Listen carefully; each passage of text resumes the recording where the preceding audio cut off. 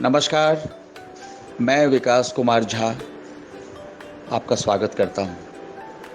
राजा मोमो और पीली बुलबुल गोवा पर केंद्रित मेरा हिंदी उपन्यास है। अनेक कहानियाँ भरी पड़ी हैं इसमें। फिलहाल अभी आप सबको लिए चलते हैं मापुसा की ओर। क्या तुम्हें लगता है कि मापुसा मैं फिर कभी आऊँगी?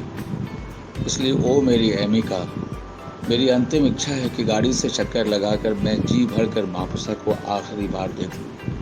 पता नहीं हमारा वह पुराना घर अब वहाँ होगा या नहीं, पर एक बार कासा दीक्षितकर हाउस के पास जाकर अपने पापा मम्मी के घर को देखना चाहूँगी। Okay aunty, as you wish, ज़रूर जाइए।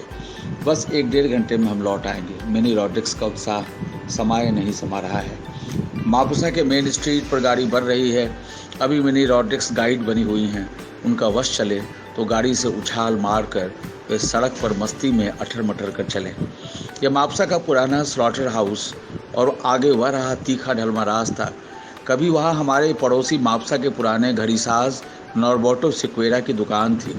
आगे उनकी दुकान और पीछे रिहाइश घर। इसका नाम था कासा दीक्षितकर हाउस। लो, वह रहा सिक्वेरा का घर। और ओह वह, मिसेस मिनी रॉड्रिक्स की आवाज़ अचानक अटक सी गई है और वह खंडहर हमारी ननिहाल सैंड्रा ने मिनी रॉड्रिक्स के अधूरे वाक्य को पूरा कर दिया है। पीला बदरंग सा यह बहुत पुराना मकान लगभग गिर सा चुका है और कई जंगली पेड़ यहाँ उगे हुए हैं। विटोरिनो ने गाड़ी को घर के ढहे बाउंड्री वॉल से लगभग सटा दिया है। ऐसा लग रहा है जाने कितने वर्षों बाद कोई इस घर के पास रुका है। इस ढन मनाए मकान की जगह जगह से फटी फीकी पड़ चुकी पीली दीवारें, खिड़कियों के टूटे पल्लों और उजाड़ बदरंग दरवाजों के संग किसी जड़ से सूखे विशाल स्याह पेड़ की तरह खड़ी थी। कैंपस का घास 10-15 वर्षों से कटा नहीं लगता और 5-6 जंगली दरख्त इस घर की।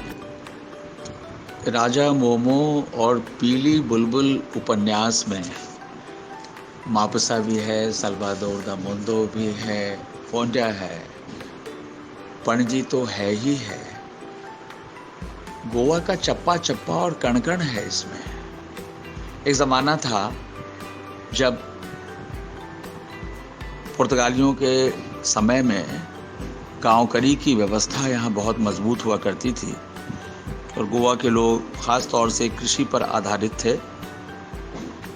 अब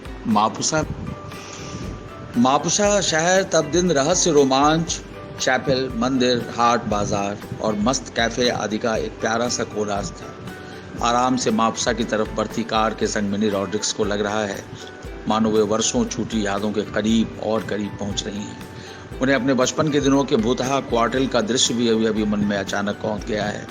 क्वार्टर के पीछे एक विशाल ऊंची चहार दीवारी के भीतर पुराने ज़माने के खंडर हो चुके अनगिनत बैरक्स थे, जिनके बारे में कहा जाता था कि वहाँ गुलामी के दिनों में स्वतंत्रता संग्रामियों से लेकर हत्यारे और चोर डाकू आदि कैद रखे जाते थे। कहते हैं कि गोवा की स्वतंत्रता के लिए संघर्षरत क्रांतिकारियों को इन्हीं बैरकों के भीतर बर्फ की सिल्ली पर डालकर पीटा जाता था। मापुसा के पुराने लोगों का मानना था कि कई लोग जो यातनाओं के शिकार होकर इन बैरकों में मर गए, उनकी आत्माएं अभी भी इसमें भटकती हैं। मिनी रॉड्रिक्स को याद है कि अपनी बचपन की दोस्तों के संग बचपन में दोपहरियों को वे कौतूहलवश मिनी रॉड्रिक्स को कैफे जुजार्टे की चहल पहल की भी याद आ रही है। उन्हें लग रहा है कि खिड़की के फ्रेम में जड़े अपने पसंदीदा कैफे जुजार्टे को अभी वे निहार रही हैं। ओह सैंड्रा, कैफे जुजार्टे के एग चॉप्स, समोसे और फालूदा का मज़ा ही कुछ और था। पाव भाजी भी वहाँ कई किस्म की। मापुसा में जो ये कैफ़े जुजार्टे था, इसके मालिक मिस्टर जुजार्टे दरअसल एक अफ्रीकेंडर थे। एक पल थमकर मिनी रॉड्रिक्स फिर जारी हैं। तुम अफ्रीकेंडर का मतलब जानती होगी सैंड्रा। वे गोवन जो अरसे तक अफ्रीका में बसे रहने के बाद फिर लौटकर अपने गोवा आ गए। वही जुजार्टे परिवार के बारे में मेरे पापा बताते थे कि मिस्टर जोसेफ मुरुम्बी जुजार्टे का जन्म अफ्रीका में ही हुआ था, क्योंकि उनके फादर ही अपने भाई भतीजों के संग गोवा से अफ्रीका में जा बसे थे। वहाँ मापुसा से गए इस परिवार ने अपना व्यवसाय जमाया।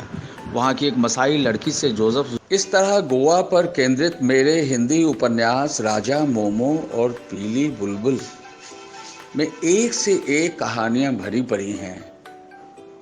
गोवा के चप्पे चप्पे की कहानियाँ।